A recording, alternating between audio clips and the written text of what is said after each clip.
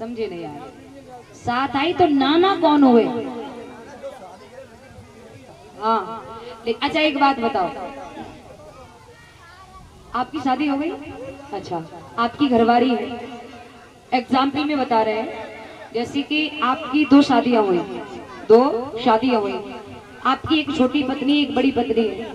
छोटी पत्नी का जो पिता है उस जो आपका छोटी पत्नी का जो बेटा है उसका सच्चा नाना कौन है? छोटी पत्नी का पिता ही तो होगा ना नाना।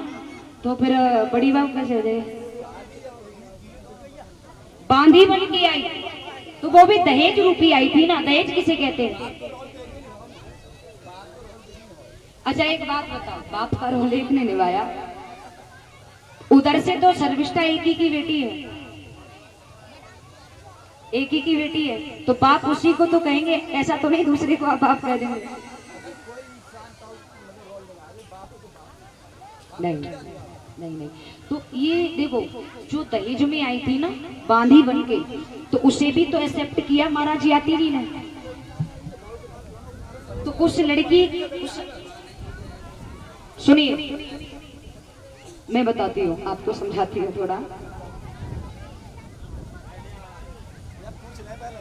अच्छा सुनो सुनो, जैसे कि महाराज याती की दो शादियां हुई, मतलब जो सच्ची शादी हुई थी वो तो ब्राह्मण की बेटी के साथ हुई थी, ठीक है, वो बांदी के रूप में आई थी। कौन? राजा की बेटी, इसका नाम था शर्मिष्ठा। शर्मिष्ठा, ठीक है। तो शर्मिष्ठा किसकी बेटी है? बृहस्पति की बेटी है। शर्मिष्ठा बृहस्पति की बेटी है, तो शर्मिष्ठा के जो गर्भ से बेटा पैदा होगा तो शर्मिष्ठा का पिता कौन है? बृहस्पति। तो शर्मिष्ठा के जो बेटा पैदा होगा उस बेटे का नाना कौन होगा? बृहस्पति तो होगा। बात हम क्या कह रहे हैं? हाँ किसने? हाँ आप मेरी बात तक नहीं पहुंच रहे हैं। हाँ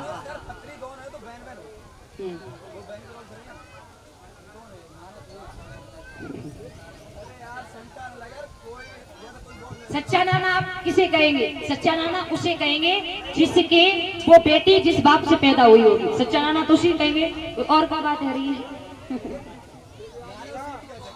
नहीं कह सकते हैं हम, ये थोड़ी नहीं कह रहे कि नहीं नहीं नहीं कह सकते हैं, लेकिन सच में नाना कौन होगा? बृहस्पति तो होगा ना, जिससे वो देवयानी वो शर्मिष्ठा पैदा थी। बोलिए गोविंद भगवान की। नहीं कह सकते हैं, कह सकने के लिए ताऊ को बाप कह सकते हो, कहने के लिए तो कुछ भी कह सकते। आप गोद ले ले वो नहीं नहीं, आपका भी कहना ठीक है, आप सही कह रहे हैं, आपका अनुभव अच्छा है भैया। लेकिन पुरु के नाना कौन हुए? बृहस्पति, क्योंकि पुरु किसका बेटा था? शर्मिष्ठा का। शर्मिष्ठा किसकी बेटी थी? बृहस्पति। बृहस्पति को ये बात मालूम पड़ी,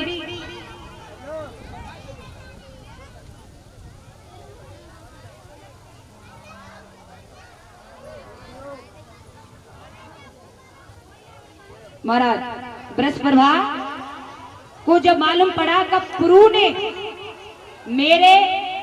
यदु ने मेरे देवते पुरु को यदु ने गद्दी से फेंक दिया, तो बृहस्पति राक्षस यदु को मारने के लिए अजगर का रूप बना करके चला। इधर यदु जा रहे थे रास्ते में शिकार खेलने, तो रास्ते में अजगर का रूप बना करके बैठ गया। कौन? बृहस्पति राक्षस। नारद जी ने रोका कि यदु आगे मत बढ़ना, क्योंकि राक्षस तुम्हें मारने के लिए अजगर का रूप लेके बैठा है। यदु हंस करके बोले, अरे नारद जी, हम क्षत्रियों का काम है आगे पैर बढ़ाना, ना कि पीछे हटाना। यदु आगे बढ़े और जैसे ही अजगर के रूप में राक्षस को देखा, तैसे ही छलांग लगाई, घोड़े से नीचे कूदे और कूद करके अजगर की गर्दन को पकड़ दिया। उसके फन में एक मणि थी। पहले राक्षसों के पास परीक्षित महाराज एक मणि हुआ करती थी, उस मणि के द्वारा वो अपना रूप बदल लेते थे। यदु ने क्या किया? और उसके फन से वो मणि निकाल ली। यहाँ पर एक कहावत कही है, अहे को मारे निकारो हीरा, तब से नाम पड़ो है अहीरा। एक कहावत और कही है, अही अहीर दोनों बुरे, अही अहीर दोनों बुरे, सबसे बुरो अहीर।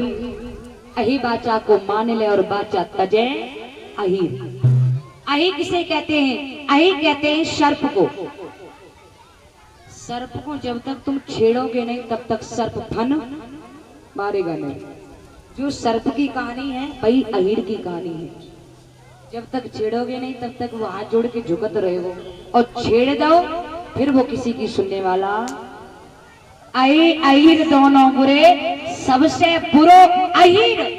और अही बाचा को मान ले और बाचा तजे अहीर। भैया जब मणि निकाल ली फिर दोबारा वो राजा नहीं बन पाया, क्योंकि मणि के द्वारा ही तो वो अपना रूप बदल लेता था। यदु आकर के राजा बन गया। यदु की 55 पीढ़ी बाद 56वीं पीढ़ी पर नंद वसुदेव हुए हैं। इधर आहू के पुत्र हैं मथुरा नरेश, जिनका नाम है उग्रसेन। उग्रसेन की प्राण प्रिय है जिनका नाम है पवर रेखा। पवर रेखा महारानी का अकेले महलों में दिल नहीं लग रहा। एक दिन की बात बांधी को पास में बुलाया। इसी के बीच में